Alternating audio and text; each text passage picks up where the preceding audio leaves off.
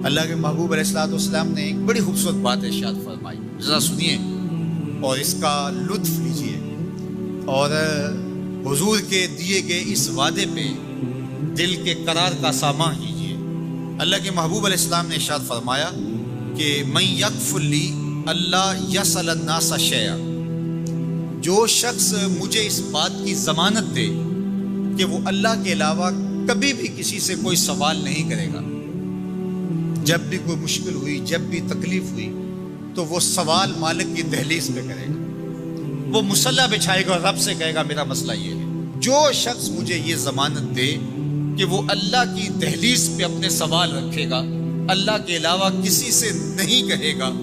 اللہ کے محبوب فرماتے ہیں اتکفل لہ بالجنہ، میں اس کو جنت کی ضمانت دیتا ہوں۔ اور یہ روایت حضرت ثوبان رضی اللہ تعالی عنہ سے مروی ہے۔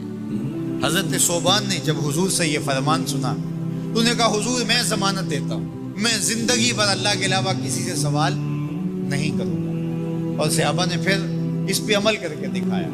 صحابی کا گھوڑا گرتا ہے اور وہ بھی گھوڑے سے نیچے اتر کے خود اٹھاتا ہے، کہا جاتا ہے جناب آپ نے کہہ دیا ہوتا ہم اٹھا کے دے دیتے، کہا نہیں ہم نے حضور سے عہد کیا تھا کہ اللہ کے علاوہ کسی سے سوال نہیں کریں گے۔ تو انہوں نے اتنا لحاظ رکھا اور اپنے وعدے کی پاسداری اس انداز سے بھی کی۔ تو یہ ہے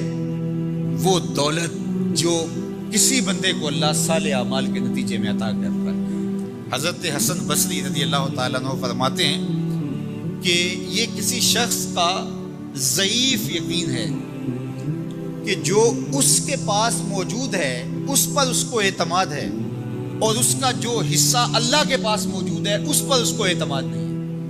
ہے۔ دیکھیے ایک شخص کے پاس کچھ پیسے موجود ہوں، اس کی جیب میں ہے، اس کے لاکر میں ہے، گھر میں ہے، اور ایک وہ اس کا مال ہے جو بینک میں پڑا ہوا ہے۔ تو جس طرح وہ اپنے ہاتھ میں موجود پیسوں پر مطمئن ہوتا ہے، بینک میں پڑے ہوئے پیسوں پر بھی ایسے ہی مطمئن ہوتا ہے، کہتا ہے وہ بھی میرا ہی ہے۔ تو جو شخص بینک میں پڑے ہوئے پیسوں پر تو مطمئن ہے، گھر میں موجود رقم پر تو مطمئن ہے، اس کے ہاتھ میں اس کی جیب میں جو ہے اس پر تو مطمئن ہے، اور اس کی قسمت کا جو ابھی اللہ کے پاس ہے اس نے ابھی اس کو دیا نہیں، اس پہ مطمئن نہیں ہے،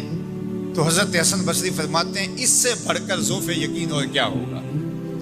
کہ جو اس کے پاس ہے، جس کو چرایا جا سکتا ہے، جس کو چور کھینچ سکتا ہے،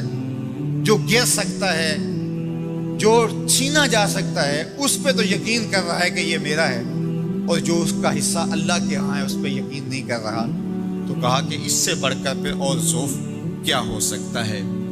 اس لیے اپنی زندگی میں قناعت کا نور رکھنے والے ہی مطمئن زندگی گزارتے ہیں۔ ابن جوزی نے کہا تھا کہ جس شخص کی زندگی میں قناعت آ گئی اس کی زندگی مطمئن ہو گئی، اور جس شخص کی زندگی میں طمع آ گیا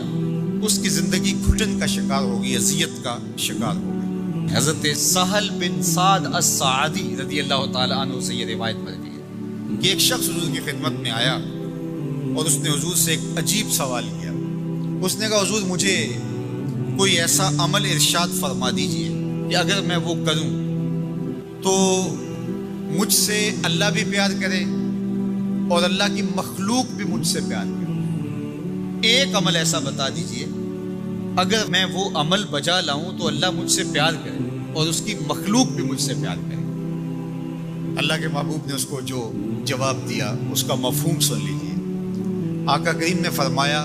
جو دنیا میں موجود ہے، میسر ہے، اس سے بے رغبت ہو جا،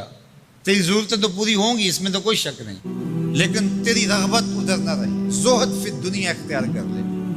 تو تجھ سے اللہ پیار کرے گا کہ یہ بندہ دنیا میں رہ کے بھی دنیا کا نہیں میرا ہے، اور جو لوگوں کے پاس ہے ان سے بے نیاز ہو جا تو لوگ تجھ سے پیار کریں گے، اور اگر تو لوگوں کی جیبوں پہ نظر رکھے گا اور لوگوں کی دولت میں، ان کے مال میں تجھے رغبت ہوگی